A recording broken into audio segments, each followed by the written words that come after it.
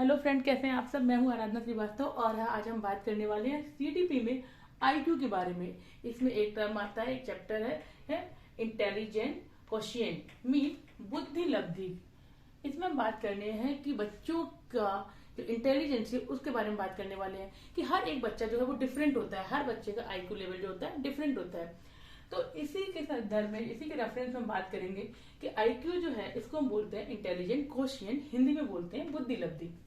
Basically intelligence जो है वो एक लैटिन वर्ड है और इसका मीन्स है टू अंडरस्टैंड। कि मतलब कोई भी है उसका इंटेलिजेंस आप कैसे मेजर करोगे कि उसको लर्निंग कैसी है, उसको कितना समझ में आता है और वो कैसे रिएक्ट करता है, कैसे रिस्पॉन्स करता है चीजों का, वो होती है इंटेलिजेंसी। तो आज की डेट में हम जो बात करते हैं इंटेलिजेंस की, उनका उनको जो उनका जो कॉन्सेप्ट है वो कहाँ से आया, कैसे आया, उसके बारे में बात करने वाले हैं।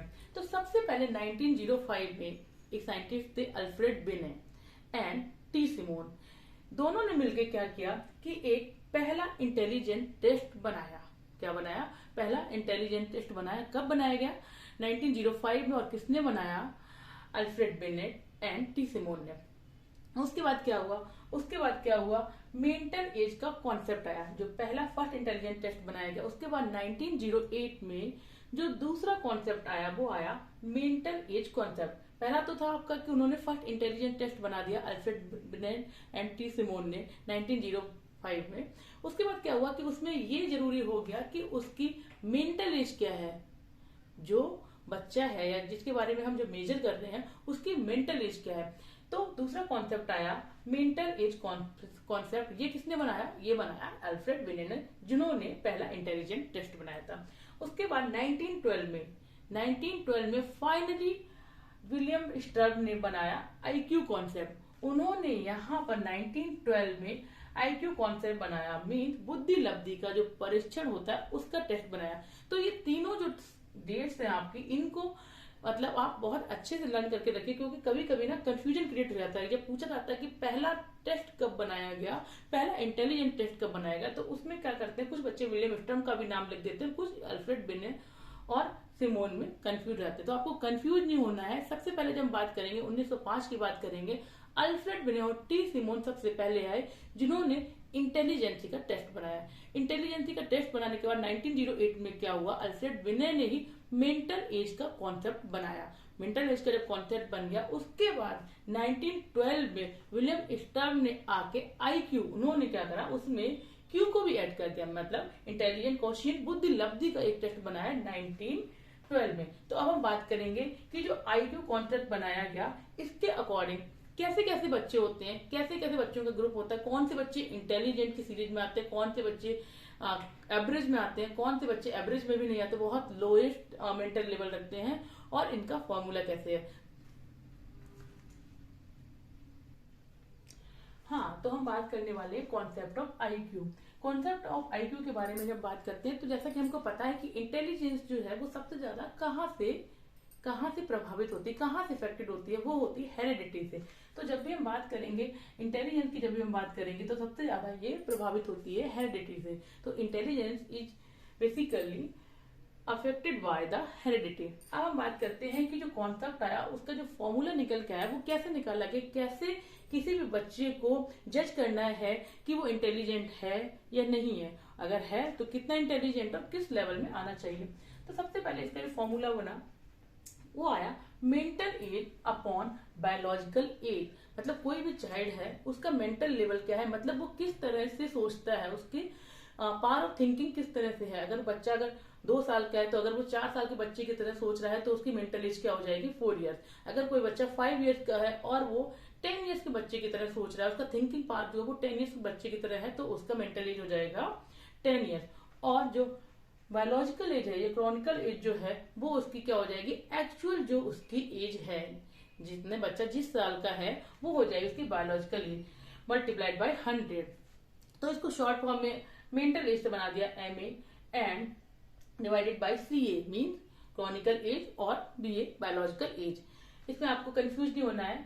अब फॉर द एग्जाम्पल, अगर मैंने लिया कि एक जो बच्चा है, ठीक है। इसका मेंटल एज क्या है? इसका मेंटल एज है 12, मतलब इसका जो पावर ऑफ थिंकिंग है वो 12 साल के बच्चे की तरह सोचता है, जबकि इसकी एक्चुअल बायोलॉजिकल जो एज है वो और सीए जो है वो 10 है। तो हम कैसे जाएंगे? We with go with formula, ऐसे आ जाएगा मेंटल एज एमए में क्या आ जाएगा? एमए में आपका आ जाएगा 12 और सीए में आपका क्या आ जाएगा? 12 डिवाइड बाई 10 मल्टीप्लाइड बाई 100, तो क्या हो जाएगा आपका आंसर? 120। मतलब इसका जो आईक्यू है, इंटेलिजेंट कोफिशिएंट है, जो इसका बुद्धि लब्धि है, वो आ रहा है 120, मीन्स मोर देन 100। तो अब इनकी सीरीज बनता है कि अगर आपका यहाँ पर 80 आता, या यहाँ पर आपका 140 आता, या फिर आपका यहाँ पर 90 आता, इन कंडीशन में इस तरह का क्वेश्चन बनता है जिसमें आता है कि कोई भी एक चाइल्ड है और उसका जो इंटेलिजेंट कोशिएंट है, बुद्धि लब्धि है, उसका 90 है, तो वो किस ग्रुप में आएगा? वो किस ग्रुप में आएगा? अगर उसका 140 है तो वो किस ग्रुप में आएगा? तो यहाँ पर मैं आपको एक सीरीज बताने वाली हूँ कि इस सीरीज के अकॉर्डिंग आपको पता चल जाएगा कि आप किसी भी बच्चे का, आपने फॉर एग्जाम्पल आपके आसपास में जो भी बच्चा है उसके बारे में भी आप जज कर सकते हैं कि इसका इंटेलिजेंस कितना होगा। तो उससे आप बहुत ही इजीली पता कर सकते हैं इस फॉर्मूले के संग में। तो मैं अभी आपको सीरीज बताने वाली हूँ। तो ये यहाँ पर सीरीज है, जैसा कि हम देख रहे हैं सीरीज है। यहाँ पर मैंने नोट डाउन करा हुआ है, आप टेबल के फॉर्म में बना सकते हैं कि किस किस कैटेगरी में आपका बच्चा आएगा, जिसके बारे में आप एक्चुअल में जज करना चाहते हैं। तो सबसे पहले आता है जीनियस गिफ्टेड। जीनियस और गिफ्टेड, जिनको हम बोलते हैं कि अरे इसका जो आईक्यू लेवल है, ये बच्चा जो है ये क्या है? ये गॉड गिफ्टेड बच्चा है, ये तो हर चीज में आगे है, इसको तो सब पता है, इसका जो लेवल है इंटेलिजेंसी का वो गॉड गिफ्टेड, ये गॉड गिफ्टेड है। तो आप देखते हैं बहुत सारे बच्चों में एक अकेला बच्चा ऐसा होता है जिसको लगता है कि ये गॉड गिफ्टेड बच्चा है, तो उसका जो आईक्यू जो होता है वो 140 प्लस होता है, कि उसका जो मेंटल एज होता है एक्चुअल एज से बहुत ज्यादा होता है, उसका थिंकिंग पावर जो होता है बहुत डिफरेंट होता है, तो वो होता है 140 प्लस। अब बात करते हैं वेरी सुपीरियर। वेरी सुपीरियर में बच्चे जो होते हैं 120 से 139 के बीच में होते हैं। वेरी सुपीरियर वो बच्चे होते हैं जिनको हम ये नहीं कह सकते कि बहुत ज्यादा इंटेलिजेंट हैं, बहुत गॉड गिफ्टेड है, बट हाँ उनका जो लेवल होता है, थिंकिंग का जो लेवल होता है अच्छा खासा होता है, वो लर्निंग बहुत अच्छे से करते हैं, चीजें बहुत अच्छे से समझते हैं। देन आता है सुपीरियर। सुपीरियर जो लेवल होता है उसमें आप देखते हैं कि बच्चे हैं, पहला बच्चा है, आपको देखा पूरी क्लास में, हो सकता है कि 4 क्लास में कोई अकेला एक बच्चा ऐसा हो जो गॉड गिफ्टेड हो, 4 क्लासेस में से अकेला बच्चा हो जिसका जो लेवल है 140 प्लस होगा। वेरी सुपीरियर की बात करते हैं तो इसमें आते हैं बच्चे, हाँ अगर 100 क्लास में तो हो सकता है उसमें 10 स्टूडेंट्स ऐसे हो जो वेरी सुपीरियर, उनकी लर्निंग पावर बहुत अच्छी हो, तो वो आते हैं वेरी सुपीरियर में 120 से 139 का जो इनका रेशियो होता है। सुपीरियर की बात करते हैं तो हो सकता है कि 100 बच्चों की क्लास हुए, अगर हम उसमें सुपीरियर की बात करें तो उसमें 110 से लेके 119 तक के बच्चे जो होते हैं सुपीरियर कैटेगरी में आते हैं, मतलब अच्छी कैटेगरी में आते हैं। फिर हम बात करते हैं 4th नंबर की, एवरेज। एवरेज बच्चे होते हैं, मोस्ट ऑफ द क्लासेस में आप देखते हैं कि एवरेज बच्चे होते हैं, कि हाँ हर बच्चा जो है ऑलमोस्ट एवरेज की सीरीज में आता है। जो आज के बच्चे हैं वो हर बच्चा उसमें ऐसा नहीं कह सकते कि बहुत ज्यादा गॉड गिफ्टेड सुपीरियर होगा, वेरी सुपीरियर होगा, लेकिन नहीं, बच्चे एवरेज होते हैं और उनको अगर इन्वायरमेंट उस तरह से मिलता है तो वो ऐसा नहीं है कि वो बहुत आगे नहीं आ पाते, बहुत आगे तक भी चले जाते हैं और लाइक गॉड गिफ्टेड भी बन जाते हैं अगर उनको इन्वायरमेंट में अच्छा मिलता है। बाकी चीजें जो होती है वो हेरिडिटी पे डिपेंड करती है कि अगर एक पेरेंट जो है बहुत ज्यादा इंटेलिजेंट, तो जो जाहिर सी बात है उसके बच्चे में भी इंटेलिजेंसी के गुण आए होंगे। फिर हम बात करते हैं डल। कुछ जो होते हैं डल बच्चे होते हैं, स्टूडेंट जो होते हैं जिनका मतलब जो ठीक है बच्चे, बट उनका मन जो है वो नहीं लगता है, किसमें नहीं लगता, जब आप उनको कोई लर्निंग सिखाते हैं तो उनका मन नहीं लगता है, डल से होते हैं, उदासीन से होते हैं, निराश से रहते हैं। कुछ बच्चे जो रहते हैं उनका जो सीरीज होता है वो 80 to 89 में होता है। इस सीरीज को देखकर आप भी पता लगा सकते हो कि आपके आसपास में आपके घर में बच्चे हैं तो वो किस सीरीज में आते हैं और उनको कैसे इंप्रूव करना है। फिर हम बात करते हैं 6 नंबर की, border line deficiency. Border line deficiency होती है कि 70 to 79 के बीच में उनका आईक्यू लेवल है और वो बॉर्डर लाइन पे है। फिर आता है मोरोन, 50 to 69।